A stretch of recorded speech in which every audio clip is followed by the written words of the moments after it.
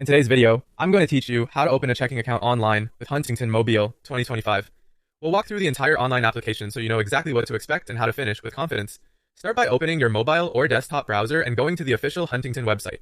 Type the address directly into the address bar and look for the secure padlock icon to confirm you're on the real site.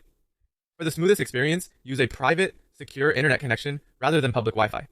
Once you're on the site, browse the checking account options. You'll see choices like perks checking and asterisk free checking, each with different features and fees. Take a moment to compare what matters to you, such as monthly maintenance fees, direct deposit benefits, ATM access, and overdraft policies. When you found the best match, click open now or apply online to begin. Next, you'll fill out the secure application with your personal information. Expect to provide your legal name, current address, date of birth, and contact details. You'll also be asked for identification, such as a government-issued ID number, and in many cases, your social security number for verification. Having these details handy will save time.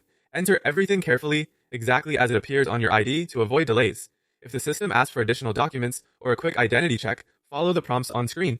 Before you submit, review the disclosures, terms, and conditions. This is where you'll see the account's fee schedule, any interest information, and policies related to statements and electronic notices. Read through them, and if everything looks right, check the boxes to agree. You'll then be guided to fund your new account. Some checking accounts require an opening deposit, while others do not. The page will clearly show the requirement. Common funding options include linking an external bank account or using a debit card.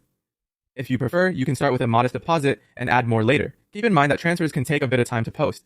After you submit the application, watch for on-screen confirmation. If your application is approved, you'll receive your new account information and a confirmation message, often followed by an email with details. Save those records for your files, and that's it. Your checking account is open and ready to use. Thanks for following along, and feel free to pause this video as you complete each part of the application.